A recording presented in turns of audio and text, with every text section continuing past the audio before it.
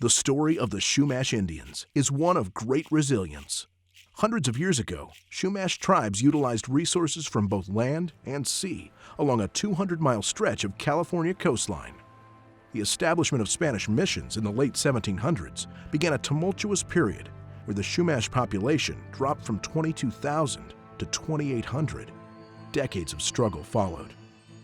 But the survivors never relented. 7 years after opening its first gaming facility, the Santa Ynez Band of Chumash Indians started construction on a state-of-the-art casino and resort designed to elegantly blend with the surrounding Santa Ynez Valley land their ancestors once occupied. The success of the Chumash Casino Resort has put tribal members on the path to economic self-sufficiency for current and future generations. Today, you'll hear stories from a 9,000-year history, rich with culture, with giving, and with pride.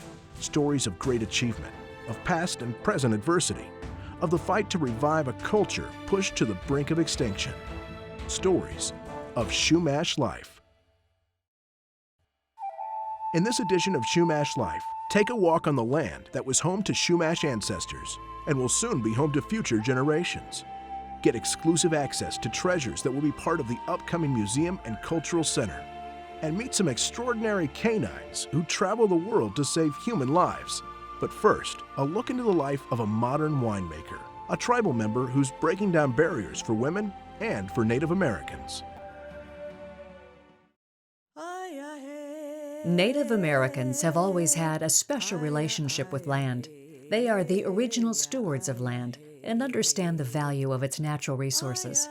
They recognize the importance of living in harmony with the land. The Santa Ynez Band of Chumash Indians, 1,390 acres of Santa Ynez ranch land, is no exception. When the tribe purchased this land in 2010, it came with the Camp 4 vineyard. 256 acres of vines, planted with 19 different grape varieties. In addition to honoring existing contracts for the fruit, the tribe also started making its own wine and released the first vintages in 2013 under the tribe's label Kita Wines. Not only is the Santa Ynez Band of Chumash Indians one of the few tribes in the United States that owns a vineyard and produces its own wines, it is the first that has one of its own members as the winemaker. In our Native culture, balance is a part of our everyday life. It's the balance of ourselves and our surroundings. In viticulture, or grape growing and winemaking, it's kind of the same concept. So in grape growing, it's actually a balance of the soil, the climate, the geographic region. And in winemaking, it's a balance of the fruit, the acid, the alcohol, and the structure of the wine. Like many of her colleagues, Tara believes that winemaking starts in the vineyard. Appropriately, that's also where Tara developed her love for winemaking. Tara was a young girl when she first started visiting vineyards with her parents, and by high school, she knew winemaking was in her future. She earned a Bachelor of Science degree in enology from California State University, Fresno in 1998. Her first job out of college was at Fess Parker Winery in Los Olivos, and from there she went on to J. Lohr in Paso Robles. It was while she was at J. Lohr that she produced her own variety of wines under the Kalawashak label, named after a village where her tribe's ancestors once lived. She took a break from her Kalawashak project to visit Europe and learn about the old traditions of winemaking. She returns to Europe regularly, continuing to learn. In order to make wine, you have to understand the varietal, and so to understand that, you have to visit the regions and actually go and explore and taste. It's trying to go back to where the varietal actually originated and trying to capture that moment of the culture, of the history, of the traditions of the actual winemaking, which is old world winemaking, and bringing that over back here to the United States, to California, and it becomes a part of you, it becomes your existence. Winemaking was already part of her existence when the tribe purchased the Camp 4 land. I was actually living in Spain for 2 years. I did 2 harvests in Spain, and right when I returned is when the tribe was actually in negotiations on purchasing this property. So it was perfect timing for me to come back and to actually be a part of our tribe's winemaking project.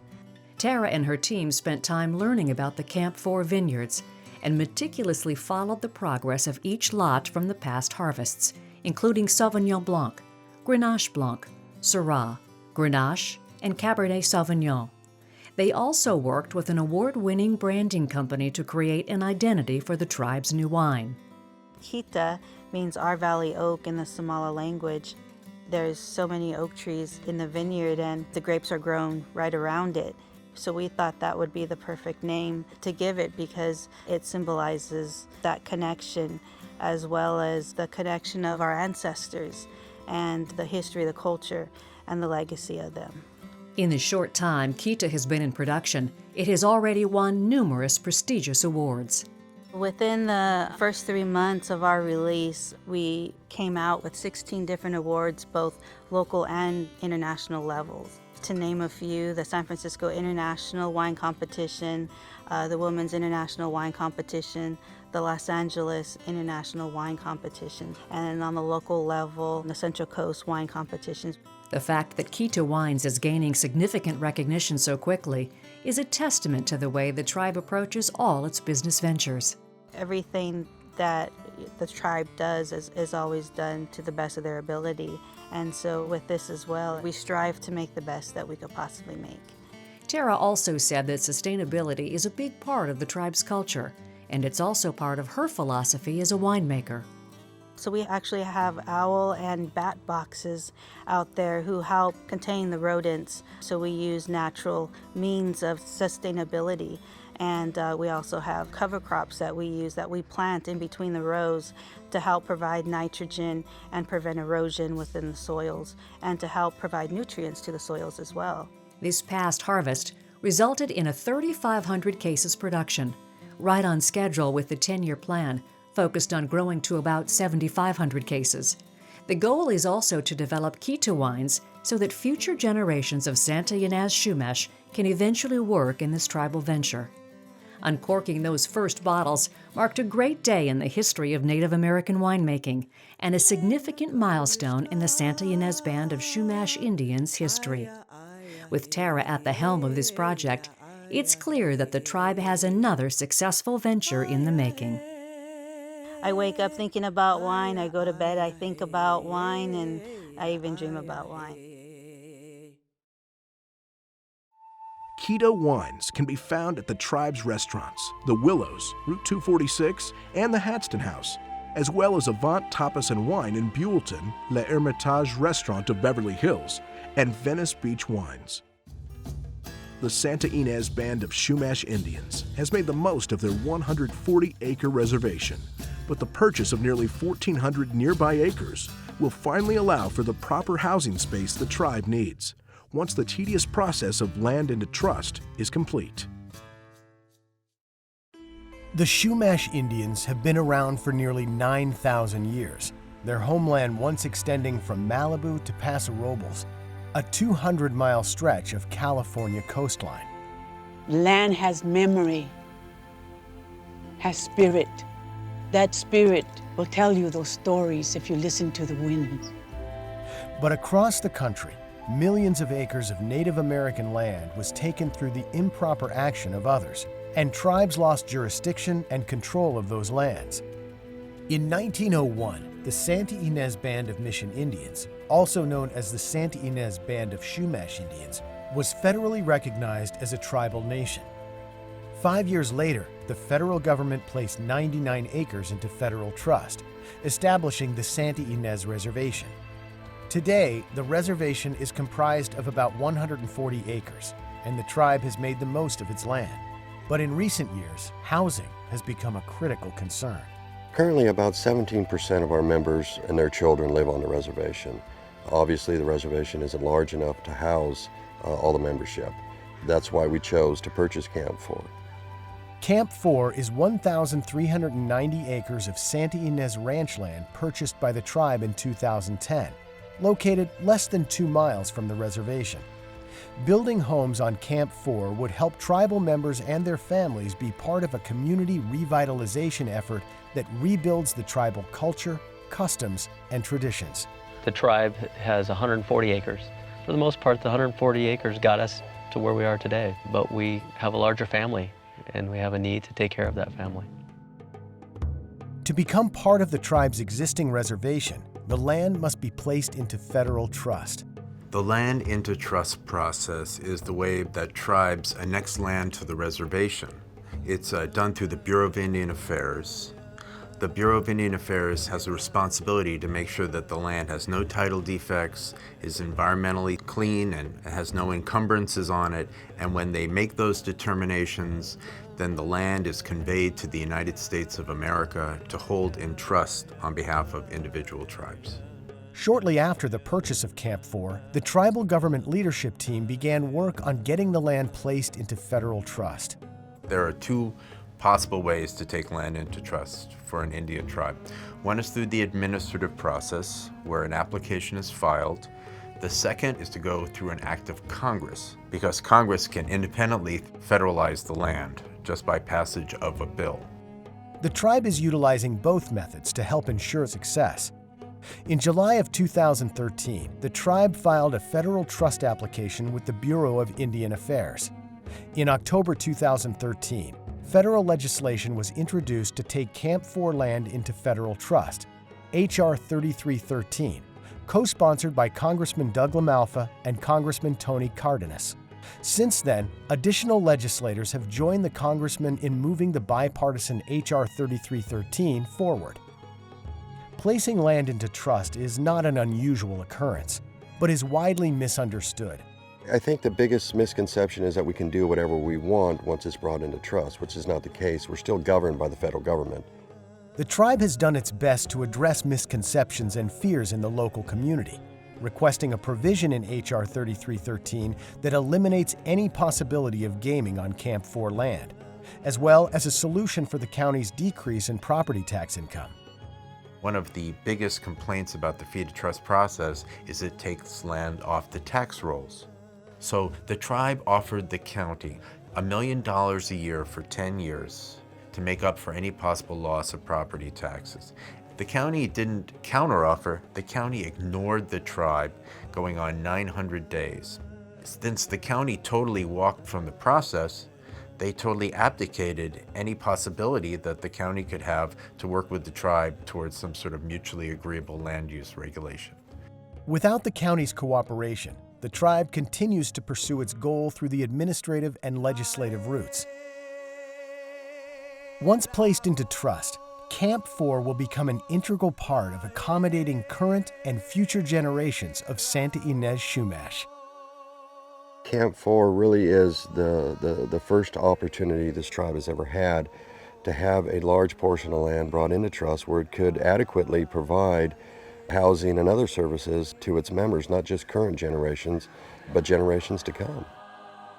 Living as a community under the realm of tribal government is really the survival of our sovereignty, and that's the most sacred thing that tribes have. Camp 4 will change the life of my children, my grandchildren, and all the future generations that will come.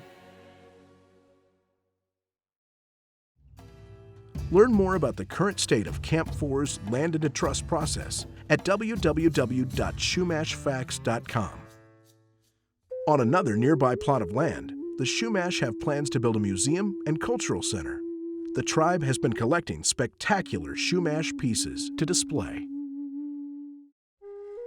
Made of juncus and sumac plants, this exquisite treasure basket is more than 200 years old, and it has finally returned home, connecting Chumash past with Chumash present. The basket is just one of many treasures in the collection that the Santa Ynez Band of Chumash Indians is building for its cultural center and museum, a project that has been years in the making. 6.9 acres of land has been designated as the site for the museum directly across the street from the Santa Ynez Reservation. Over the past 12 years, the Bureau of Indian Affairs has twice approved the tribe's application to place this land into federal trust to make it part of the reservation. But local opponent groups have spent over $2 million to create long legal delays. Awaiting the day when it can build a museum on ancestral land, the tribe has been building a collection of artifacts and replications that will showcase the artful beauty of the Chumash people. Santa Ynez Chumash tribal member J.C. Romero is part of a 14-person museum advisory board. Our people have been here for thousands of years, and it's going to be an eventful time for us to share our story with the community and visitors from maybe out of the country. Plans for the museum include sections designed to showcase the Chumash ritual life and daily life, traditional medicines, rock art, and dance and music, as well as areas for tribal events and a language lab. Among the collection are several intricately designed baskets that demonstrate the expert weaving techniques of the Chumash, techniques that were passed down from one generation to the next. Baskets were essential to Chumash life and had a number of uses, including harvesting, storage, and cooking. Baskets even greeted newborns as their first cradleboard. A key component of the museum will be the oral histories, which will allow the tribe to tell its story through its own voice. In my family, that's one thing that we did, is we learned about who we were.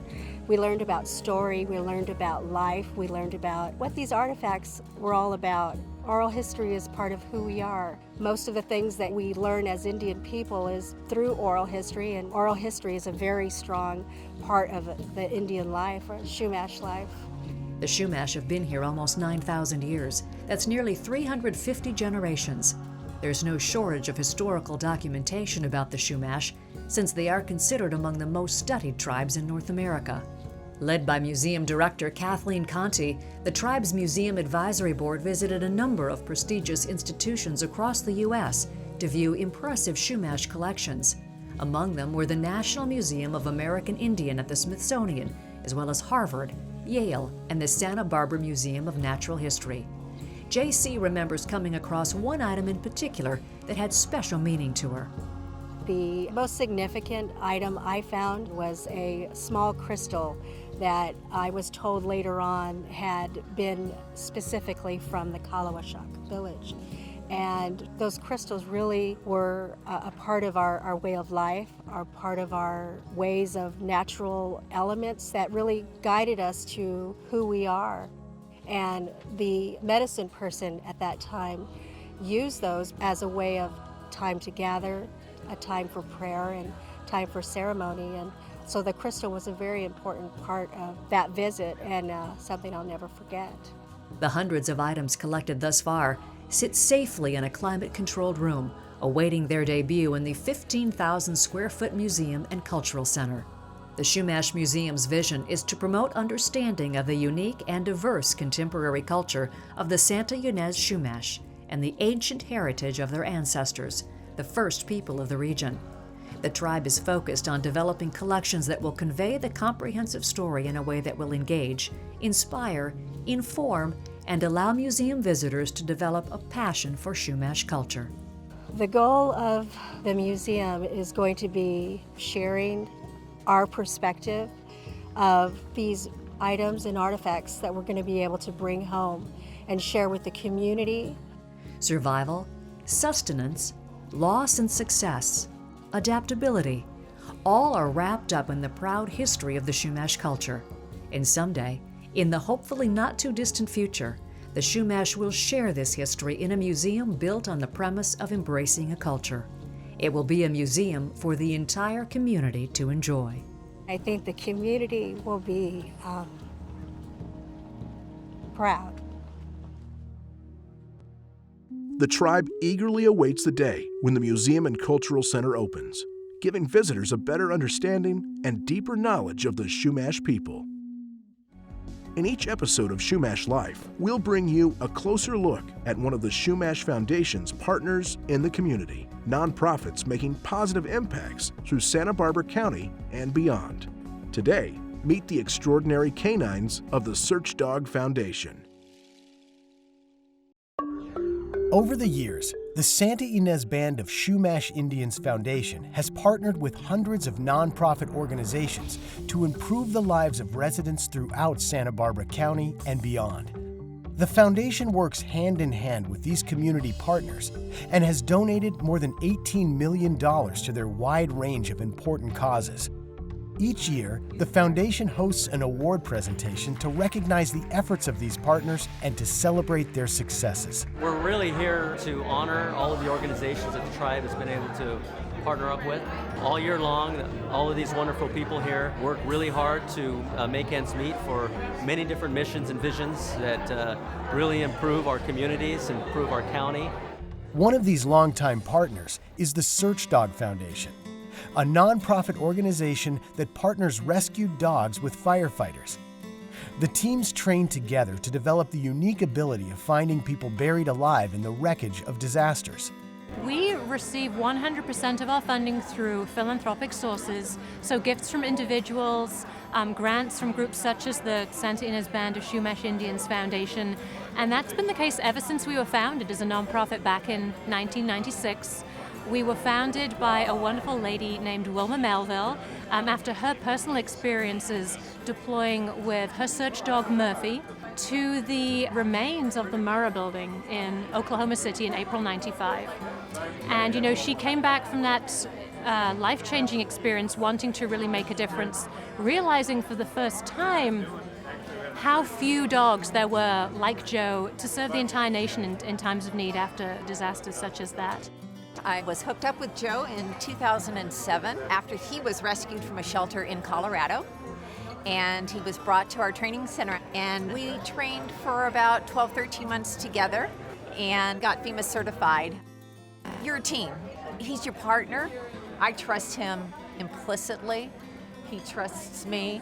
He is a great, great partner. The Search Dog Foundation is headquartered in Ojai, California, and provides some of the most highly trained search dogs in the nation. The dogs trained by the Search Dog Foundation have been to many disasters, approximately 83, some of them tiny, just requiring 1 or 2 teams to respond. Some of them large, like Hurricane Katrina. 33 of our teams were there. The World Trade Center, 13 of our teams were there. Our teams have gone more recently to Haiti, where 3 girls were found live by one of our dogs and handlers. A dozen by the California task forces that were there, supported by the canines. Our teams also went to Japan with that terrible earthquake followed shortly by the tsunami. So our teams go internationally, definitely nationally, and we are prepared locally because we see to California first, and our local area is important. No technology can match a dog's speed and accuracy in finding people trapped alive under the wreckage of a disaster, thanks to a dog's remarkable sense of smell, agility, focus, and ability to quickly navigate unstable terrain. 85% of the dogs in the Search Dog Foundation's program achieve advanced certification by FEMA and the Department of Homeland Security. That's a significant increase from the 15% certification rate of dogs trained in America prior to the Search Dog Foundation's innovations. The next challenge? Building the first facility in the U.S. solely dedicated to the training of canine disaster search teams. The Chumash Indians have been so generous that they have actually partnered with us in a one-of-a-kind project, our National Training Center. When this training facility is completed, the local handlers will be here regularly to train, to keep their dogs in good condition, to learn new techniques, to upgrade their skills. The state-of-the-art National Training Center is being built on 125 acres of donated historic ranch land in Santa Paula, California. The site will include kennels, training areas, handlers' accommodations, classrooms, and offices. The center is being built with no government funding and at no cost to taxpayers. The Chumash Foundation has actually partnered with us since 1999. Their recent gift to the training center was not the first. There have been prior gifts before then, and it began with one handler at Santa Barbara Fire. The Search Dog Foundation, like many other nonprofit organizations funded by the Santa Ynez Band of Chumash Indians Foundation, has helped the tribe fulfill its goal of having a great impact with its charitable funding.